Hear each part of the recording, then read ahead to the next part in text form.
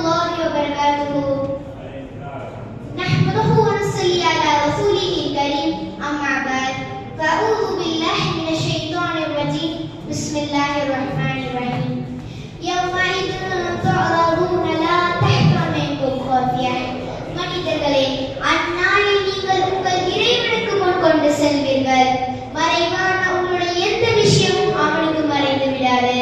கண்ணியத்திற்குரியவர்களே, உங்களுக்கு முன்னால் நான் பேசப் போகின்ற தலைப்பு மறுமை நாளின் அடையாளங்கள்.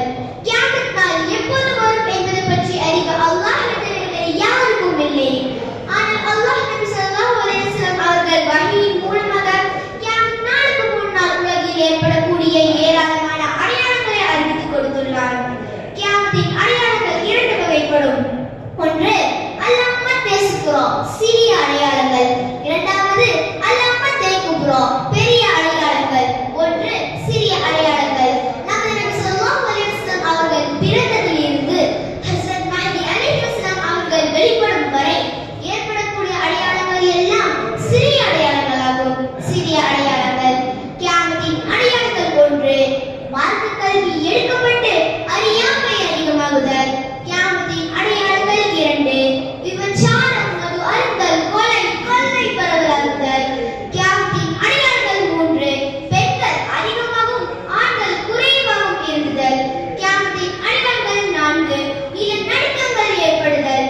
கியாமத்தின் அடையாளங்கள். ஐந்து மக்கள் உயரமான கட்டடங்களை எழுப்புதல். கியாமத்தின் அடையாளங்கள். ஆறு உள்ளத்தில் பேராசை அதிகரித்தல். கியாமத்தின் அடையாளங்கள். ஏழு இசை கருவிகள் மற்றும் பாடும் பெண்கள் அதிகரித்தல்.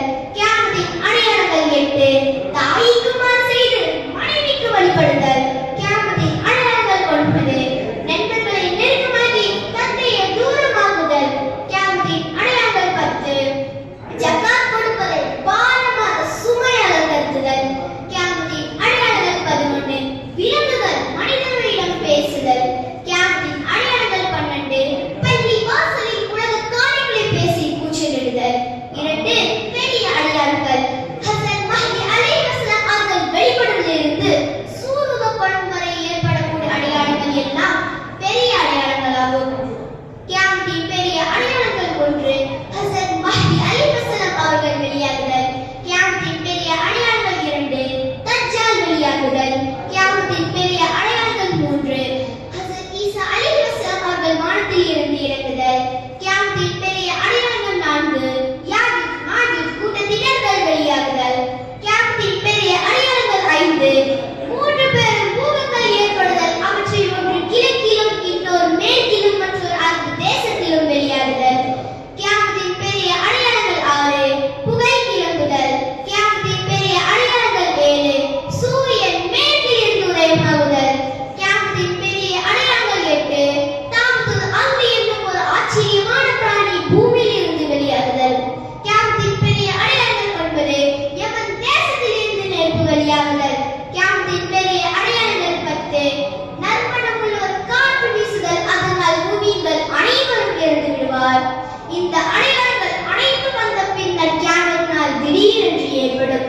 ஆனால் லா தகும் ஸாஅத்து அலா அஹதின் ஐ யகூலு அல்லாஹ் அல்லாஹ் அல்லாஹ் அல்லாஹ் என்று கூறும் ஒரு நபர் இருக்கும் வரை கியாமத் நாள் ஏற்படாது. அல்லாஹ் தஆலா நம் அனைவரும் மறுமை நாளுக்கு முன்பே நல்ல காரியங்களை செய்வதற்கு பாக்கியம் தருவாராக. ஆமீன். இத்துடன் என்னுடைய தலைப்பை முடித்துக் கொள்கிறேன். வாஹிரு தௌவானா அல்ஹம்துலில்லாஹி ரப்பில் ஆலமீன். அஸ்ஸலாமு அலைக்கும் வரஹ்மத்துல்லாஹி வபரகாத்துஹு.